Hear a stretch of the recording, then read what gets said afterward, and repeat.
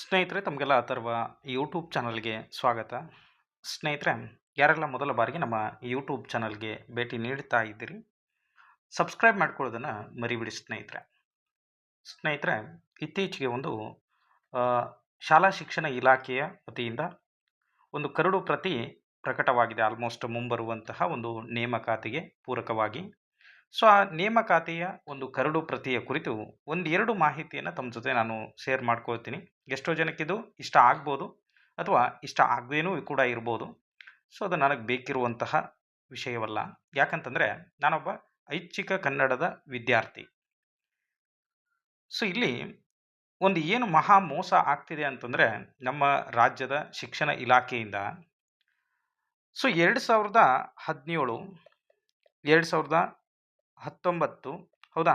So ಏನು ಇವಾಗ 2021, 22ರಲ್ಲಿ last ನೇಮಕಾತಿ ಆಯಿತಲ್ಲ, ಆಲ್ಮೋಸ್ಟ್ ಈ ಹಿಂದೆ ನಡೆದಂತಹ ಒಂದು 2ರಿಂದ 3 ನೇಮಕಾತಿಗಳು.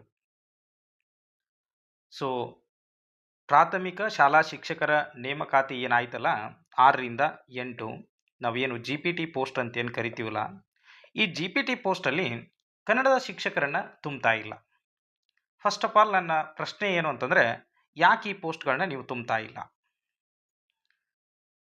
ಸೊ ಹೇಳ್ತಾರೆ ಏನಂತ, ಇಲ್ಲ ಸೋಷಿಯಲ್ ಸೈನ್ಸ್ ಟೀಚರೇ ಪಾಠ ಮಾಡ್ತಾರೆ ಅಂತ. ಅಲ್ರಿ, ಅದಕ್ಕಾಗಿನ ಇಷ್ಟೆಲ್ಲ ಏನಪ್ಪ ಅಂತಂದ್ರೆ ವಿದ್ಯಾರ್ಥಿಗಳು SSLCಗೆ ಹೋಗಿ 1 ಲಕ್ಷ 2 ಲಕ್ಷ ಜನ ಏನಪ್ಪ ಅಂದ್ರೆ ಪ್ರತಿ ವರ್ಷ ಫೇಲ್ ಆಗ್ತಾ ಇದ್ದಾರೆ.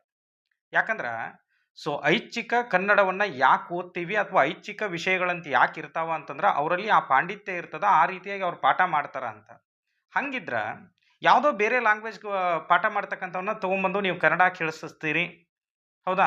ಯಾವುದೋ ಕೋರ್ ಸಬ್ಜೆಕ್ಟ್ದವ್ರನ್ನ ತೊಗೊಂಬಂದು ನೀವು ಕನ್ನಡ ಪಾಠ ಮಾಡಕ್ಕೆ ಕೊಡ್ತೀರಿ ಅಂತಂದ್ರೆ, ಸೊ ಕರ್ನಾಟಕದಲ್ಲಿ ಕನ್ನಡಕ್ಕೆ ಒಂದು ಅಸ್ತಿತ್ವ ಇದೆನಾ ಅನ್ನೋದನ್ನು ನಾವು ಪ್ರಶ್ನೆ ಮಾಡ್ಕೊಳ್ಬೇಕಾಗ್ತದೆ, ಹೌದಾ? ಸೊ ಲಕ್ಷಾಂತರ ಜನ ಇವತ್ತಿನ ದಿನ ಐಚ್ಛಿಕ ಕನ್ನಡವನ್ನು ಅಭ್ಯಾಸ ಮಾಡಿ ಸೊ ಮನೆಯಲ್ಲಿ ಕುಂತಿದ್ದಾರೆ, ಬೀದಿ ಬದಿಯಲ್ಲಿ ಹಣ್ಣಿನ ವ್ಯಾಪಾರ ಮಾಡಕತ್ತಾರ. ಇದು ಯಾವುದೇ ರೀತಿಯ ಸೊ ಒಂದು ಬಿಸಿ ಅಂತಕ್ಕನ್ನೋದು ಶಿಕ್ಷಣ ಇಲಾಖೆಗೆ ತಡ್ತಾ ಇಲ್ಲ. ಮುಂದೊಂದು ದಿನ ಸೊ ಹಾಮಾನಾಯಕ್ ಅವ್ರು ಹೇಳ್ತಾರಲ್ಲ, ಕರ್ನಾಟಕದಲ್ಲಿ ಕನ್ನಡಿಗರೇ ಏನಪ್ಪಾ ಅಂದರೆ ತಬ್ಬಲಿಗಳಾಗುವಂತಹ ಒಂದು ಸ್ಥಿತಿ ಬರ್ತದೆ ಅಂಥೇಳಿ. ಸೊ ಪ್ರಸ್ತುತ ದಿನ ಸೊ ಕನ್ನಡದ ಅಭ್ಯರ್ಥಿಗಳಿಗೆ ಶಿಕ್ಷಣ ಇಲಾಖೆ ಆ ರೀತಿ ಮಾಡ್ಯದ. ನಾವು ಕೇಳಬೇಕೇನ್ರಿ ಬಂದು ನಿಮ್ಮನ್ನ ಕನ್ನಡ ಪೋಸ್ಟ್ ಕೊಡ್ರಿ ಅಂಥೇಳಿ, ಹೌದಾ? ಸೊ ನಾವು ಕೇಳಬೇಕಾದನ್ನು ಕನ್ನಡ ಪೋಸ್ಟ್ಗಳನ್ನ ಕ್ರಿಯೇಟ್ ಮಾಡಿ ಕೊಡ್ರಿ ಅಂಥೇಳಿ.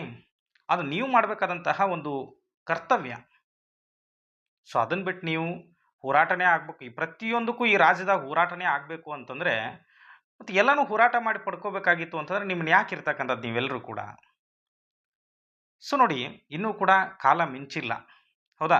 ಆಲ್ಮೋಸ್ಟ್ ನಾನು ಗಮನಿಸಿದಂಗೆ ಸುಮಾರು ಇಲ್ಲಿವರೆಗೂ ಕೂಡ ಒಂದು 25,000 ಜನ ಶಿಕ್ಷಕರನ್ನು ತುಂಬಿದ್ದೀರಿ. ಅದರೊಳಗೆ ಒಂದೇ ಒಂದು ಪೋಸ್ಟನ್ನು ನೀವು ಕ್ರಿಯೇಟ್ ಮಾಡಿಲ್ಲ, ಯಾವುದು ತುಂಬಿಲ್ಲ, ಯಾವುದನ್ನು GPT ಕನ್ನಡ ಹುದ್ದೆಗಳನ್ನ. ಸೋಷಿಯಲ್ ಸೈನ್ಸ್ ಪಾಠ ಮಾಡಿದವ್ರನ್ನ ತೊಗೊಂಡು ಹೋಗಿ ಅಲ್ಲಿ ನೀವು ಕನ್ನಡ ಹೇಳ್ಸಕ್ಕೆ ಕೊಡ್ತೀರಿ, ಇದೆಂತ ನ್ಯಾಯ ರೀ? ನೀವು ಯಾಕೆ ಆಂಗ್ಲ ಭಾಷೆಯನ್ನು ಮಾತ್ರ ತುಂಬ್ತೀರಿ?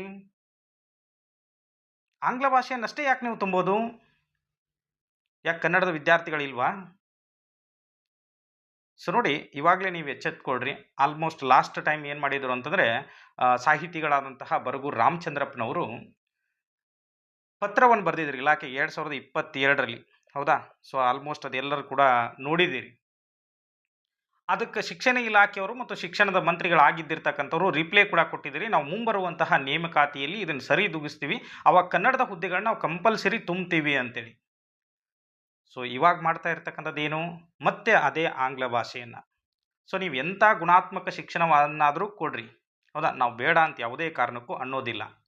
ಆದ್ರೆ ಗುಣಾತ್ಮಕ ಶಿಕ್ಷಣವನ್ನು ಕೊಡಬೇಕಾಗಿತ್ತು ಅಂತಂದರೆ ಅಲ್ಲಿ ಐಚ್ಛಿಕ ವಿಷಯವನ್ನು ಓದಿ ಬಂದಿರತಕ್ಕಂಥವ್ರಿಗೆ ನೀವು ಪಾಠ ಮಾಡಕ್ಕೆ ಕೊಡಬೇಕು. ಫಸ್ಟ್ ಆಫ್ ಆಲ್ ನೀವು ಅದನ್ನೇ ಮಾಡಲ್ಲ ಅಂತಂದರೆ ಇನ್ನೆಂಥ ಗುಣಾತ್ಮಕ ಶಿಕ್ಷಣವನ್ನು ನೀವು ಕೊಡೋದಕ್ಕೆ ಸಾಧ್ಯ ಇದೆ? ಇದು ಕೇವಲ ನನ್ನ ಒಬ್ಬನ ಪ್ರಶ್ನೆ ಅಲ್ಲ, ನನ್ನ ಹಿಂದಿರ್ತಕ್ಕಂತಹ ಸಾವಿರಾರು ಅಭ್ಯರ್ಥಿಗಳ ಒಂದು ಕೂಗಿದು. ಸೊ ಅದಕ್ಕಾಗಿ ಆಲ್ಮೋಸ್ಟ್ ಶಿಕ್ಷಣ ಇಲಾಖೆಯವರು ಅಥವಾ ಸಂಬಂಧಪಟ್ಟಿರ್ತಕ್ಕಂಥವ್ರು ಈ ಕನ್ನಡದ ಹುದ್ದೆಗಳನ್ನ ತುಂಬೋದಕ್ಕೆ ನೀವು ಅವಕಾಶ ಕೊಡಬೇಕು. ಸೊ ಇನ್ನೂ ಒಂದು ಖೇದಕರ ಸಂಗತಿ ಏನಪ್ಪ ಅಂತಂದರೆ ಆ ಕರಡು ಪ್ರತಿಯಲ್ಲಿ ಬಂದಿರತಕ್ಕಂಥದ್ದು ಆಲ್ಮೋಸ್ಟ್ ಎಲ್ಲರೂ ಕೂಡ ಗಮನಿಸಿರ್ತೀರಿ. ನೋಡ್ರಿ, ಈ ಬಾರಿ 8,500 ಹುದ್ದೆಗಳದಾವಂತೆ. ಯಾವುದಕ್ಕೆ?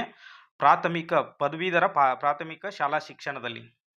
ಸೊ ಇಲ್ಲಿ ಒಂದೇ ಒಂದು ಕನ್ನಡ ಪೋಸ್ಟ್ ಇಲ್ರಿ. ಒಂದು ಜಸ್ಟ್ ಅಟ್ಲೀಸ್ಟ್ ಒಂದು ಕನ್ನಡ ಶಿಕ್ಷಕರು ಬೇಕು ಅಂತೇಳಿ ತೋರಿಸೋದಕ್ಕಾದರೂ ಕೂಡ ಏನಪ್ಪಾ ಅಂದ್ರೆ ಒಂದೇ ಒಂದು ಕನ್ನಡ ಪೋಸ್ಟ್ ಇಲ್ಲ. ಕರ್ನಾಟಕದಾಗ ಕನ್ನಡ ಪೋಸ್ಟ್ಗಳನ್ನ ಅಥವಾ ಕನ್ನಡ ಶಿಕ್ಷಕರನ್ನ ತುಂಬ್ತಾ ಇಲ್ಲ ಅಂತಂದ್ರೆ ಬೇರೆ ರಾಜ್ಯದವರು ನೋಡಿ ನಗ್ತಾರ. ಹೌದಾ? ಸೊ ಸ್ವಲ್ಪ ವಿಚಾರ ಮಾಡ್ರಿ. ಯಾಕಂತಂದ್ರೆ ನೀವು ಕೂಡ ತಿಳಿದಂಥವ್ರು ಇರ್ತೀರಿ. ವಿಚಾರ ಮಾಡಿ ಸೊ ಅಂಥ ವಿದ್ಯಾರ್ಥಿಗಳಿಗೆ ಒಂದು ನ್ಯಾಯ ಕೊಡಿಸುವಂಥ ಪ್ರಯತ್ನವನ್ನು ಮಾಡ್ತಾ ಬರ್ರಿ. ಇನ್ನು ನಾನು ಇದರಲ್ಲಿ ಗಮನಿಸಿದಂಗೆ ಸೊ 400 ಮಾರ್ಕ್ಸದ್ದು ಒಂದು ಪರೀಕ್ಷೆ ಮಾಡಿದ್ದಾರೆ. ಸೊ ಬೇಡ ಅಂತ ಅನ್ನಂಗಿಲ್ಲ. ಹೌದಾ? 400 ಮಾರ್ಕ್ಸಿಂದ ಪರೀಕ್ಷೆ 400 ಯಾಕೆ ನೀವು 800 ಮಾರ್ಕ್ಸಿಂದ ಬರೀರಿ. ಹೌದಾ? ಸೊ ಎಲ್ಲರೂ ಕೂಡ ಬರೆಯೋದಕ್ಕೆ ರೆಡಿ ಇರ್ತಾರೆ. ಸುಮಾರು ಇವಾಗ ಲಾಸ್ಟ್ ಒಂದು ರಿಕ್ರೂಟ್ಮೆಂಟ್ ಮುಗಿದು ಆಲ್ಮೋಸ್ಟ್ ಇಲ್ಲಿಗೆ ಒಂದು 2 ರಿಂದ 3 ವರ್ಷ ಆಗಿರ್ಬೋದು. ಹೌದಾ? ಲಾಸ್ಟ್ ರಿಕ್ರೂಟ್ಮೆಂಟ್ ಅದೆಲ್ಲ ಪ್ರೊಸೆಸ್ ಮುಗಿದು ಇಲ್ಲಿ ಮಟ್ಟ ಏನು ಮಾಡ್ತಾ ಇದ್ರಿ ಅಂತ. ಸೊ ನೀವು ಇಲ್ಲಿ ಮಟ್ಟ ಏನು ಮಾಡ್ತಾ ಇದ್ರಿ? ಸಡನ್ ಆಗಿ ಒಂದು ಏನೋ ನೀವು ಅಲ್ಲಿ AC ರೂಮಲ್ಲಿ ಕೂತ್ಕೊಂಡು ಸೊ ಕ್ರಿಯೇಟ್ ಮಾಡ್ತೀರಿ. ಏನಂತ? ಸೊ ಈ ಥರ ಒಂದು ನಾವು ಎಕ್ಸಾಮ್ ಪ್ಯಾಟರ್ನ್ ಮಾಡಿದ್ದೀವಿ. ಸೊ ನೀವು ಅದಕ್ಕೆ ಬರೀಲಿಕ್ಕೆ ರೆಡಿ ಇರಬೇಕು ಅಂತೇಳಿ. MCQ ಪ್ಯಾಟರ್ನ್ದಲ್ಲಿ ಸಾವಿರಾರು ಅಲ್ರಿ ಲಕ್ಷಾಂತರ ವಿದ್ಯಾರ್ಥಿಗಳು ಆಲ್ರೆಡಿ ಏನು ನೀವು ಮೊದಲು ಹಳೆ ಪ್ಯಾಟರ್ನ್ ಇತ್ತಲ್ಲ ಅದನ್ನು ರೆಡಿಯಾಗಿ ಕುಂತಿದ್ದಾರೆ ಇವಾಗ. ಸೊ ನೀವು ಸಡನ್ ಆಗಿ ಈ ಥರ ಚೇಂಜಸ್ ತೊಗೊಂಬಂದ್ರೆ ಅವ್ರು ಹೆಂಗೆ ಬರೆಯೋದಕ್ಕೆ ರೆಡಿ ಇರ್ತಾರ್ರಿ? ಆಲ್ಮೋಸ್ಟ್ ನನ್ನ ಕನ್ನಡದ ವಿದ್ಯಾರ್ಥಿ ಬಗ್ಗೆ ನಾನು ಮಾತಾಡೋದು ಅಷ್ಟೇ. ಹೋಗ್ಲಿರಿ ಅದನ್ನು ಬರೆಯೋದಕ್ಕೆ ರೆಡಿ ಇದಾರೆ ಅವರು. ಹೌದಾ? ಸೊ ಇಲ್ಲೊಂದು ಐತೆ ನೋಡ್ರಿ. ಇದನ್ನ ಯಾಕ್ರಿ ನಮಗೆ ತೊಗೊಂಬಂದಿರಿ ನೀವು? ಹೌದಾ? ಇಂಗ್ಲಿಷ್ ಭಾಷಾ ಪ್ರಾವೀಣ್ಯತೆ ಅಂತಕ್ಕಂಥದ್ದು ಕನ್ನಡ ಶಿಕ್ಷಕರಿಗೆ ಯಾಕೆ ಬೇಕದು? ಹೌದಾ? ಸೊ ನನ್ನ ಮುಂದೆ ಸುಮಾರು ಜನ ಹೇಳ್ಕೊಂಡಂಗೆ ಅಥವಾ ವಿದ್ಯಾರ್ಥಿಗಳು ಕಾಲ್ ಮಾಡಿ ಹೇಳಿದಂಗೆ ಏನು ಹೇಳ್ತಾರೆ ಅಂತಂದ್ರೆ, ಅಲ್ರಿ ಸರ್ ನಮಗೆ ಇಂಗ್ಲೀಷ್ ಬರಂಗಿಲ್ಲ ಅಂತ ನಾವು ಆಪ್ಷನಲ್ ಕನ್ನಡಕ್ಕೆ ಹೋಗಿರ್ತೀವಿ. ನಮಗೆ ಇಂಗ್ಲೀಷ್ ಬಂದಿದ್ದಾರೆ, ನಾವು ಆಪ್ಷನಲ್ ಇಂಗ್ಲೀಷ್ ಓದ್ತಿದ್ವಲ್ರಿ, ನಮ್ಗೆ ಯಾಕೆ ಬೇಕ್ರಿ ಇದು ಅಂತ ಅವ್ರು ಕೇಳ್ತಾರೆ. ನೀವು ಇಟ್ಟಿರ್ಬೋದ್ರಿ ಇಲ್ಲಿ ಸೊ ಶಬ್ದಗಳ ಬಳಕೆ ಅಥವಾ ಬರವಣಿಗೆ ಕೌಶಲ್ಯ ಅಥವಾ ಭಾಳ ಸರಳ ಇರ್ತದ ಅಂತ ನೀವೆಲ್ಲ ಹೇಳ್ಬೋದು. ಆ ಸರಳವಾಗಿರ್ತಕ್ಕಂಥ ಇಂಗ್ಲೀಷೇ ಎಷ್ಟೋ ಜನಕ್ಕೆ ಬರಲ್ಲ. ಮತ್ತು ಅವ್ರು ಹೆಂಗೆ ಶಿಕ್ಷಕರು ಆಗ್ತಾರ ಅಂತ ನೀವು ಕೇಳ್ಬೋದು. ಅವ್ರು ಕನ್ನಡ ಪಾಠ ಮಾಡಕ್ಕೆ ಬಂದಿರ್ತಕ್ಕಂಥವ್ರು. ಅವ್ರು ಕನ್ನಡದಾಗ ನೀವು ಬೇಕಾದ ಕ್ವಶನ್ ಕೇಳ್ರಿ. ಯಾವ ಭಾರತೀಯ ಕಾವ್ಯ ಮೀಮಾಂಸೆ ಇಡ್ತೀರಾ ಇಡ್ರಿ, ಅದನ್ನು ಬರೀತಾರೆ ಅವರು. ಹೌದಾ? ಆದ್ರೆ ಅವ್ರಿಗೆ ಈ 50 ಮಾರ್ಕ್ಸ್ ಆಗಂಗಿಲ್ಲ. ಇದನ್ನು ನೀವು 100 ಮಾರ್ಕ್ಸ್ ಇಡ್ರಿ ಅಂತ ಅಂತಾರೆ ಅವರು. ಹೌದಾ? ಕನ್ನಡ ಭಾಷಾ ಪ್ರಾವೀಣ್ಯತೆ 100 ಮಾರ್ಕ್ಸಿಗೆ ಟೆಸ್ಟ್ ಮಾಡ್ರಿ ನೀವು, ನಾವು ಬರಿತೀವಿ. ಆದ್ರೆ ಈ 50 ಅಂಕ ಇದೆಯಲ್ಲ ಸೊ ಇದು ಇಟ್ಟಿರ್ತಕ್ಕಂಥದ್ದು ಇದು ಸರಿಯಲ್ಲ ಫಸ್ಟ್ ಆಫ್ ಆಲ್. ಹೌದಾ? ಸೊ ನೀವು ಇದು ಯಾವುದೇ ಕಾರಣಕ್ಕೆ ನೀವು ಏನು ಮಾಡ್ತಿರೋ ನಮಗಂತೂ ಗೊತ್ತಿಲ್ಲ. ಸೊ ಇದನ್ನು ಹಲವಾರು ಜನ ಬಂದು ಹೋರಾಟ ಮಾಡೋದಕ್ಕಿಂತ ಮುಂಚಿತವಾಗಿ ಸೊ ಶಾಲಾ ಶಿಕ್ಷಣ ಇಲಾಖೆಯವರು ಸೊ ಆದಷ್ಟು ಬೇಗನೆ ಇದ್ರ ಬಗ್ಗೆ ನೀವೇನು ಮಾಡಬೇಕು ಅಂತಂದರೆ ಸೊ ಒಂದು ತ್ವರಿತಗತಿಯಲ್ಲಿ ಅದು ಏನು ಮಾಡ್ತಿರೋ ಗೊತ್ತಿಲ್ಲ. ಆಲ್ರೆಡಿ ನೀವು ಡ್ರಾಫ್ಟ್ ಸೊ ನಾವು ಕಳಿಸಿದ್ದೀವಿ, ಅದಕ್ಕೆ ನೀವು ಅಬ್ಜೆಕ್ಷನ್ ಹಾಕ್ರಿ ಅಂತ ಹೇಳಿದಿರಿ. ಸಾವಿರಾರು ಜನ ಅಭ್ಯರ್ಥಿಗಳು ಅದಕ್ಕೆ ಅಬ್ಜೆಕ್ಷನ್ ಹಾಕ್ತಾರೆ.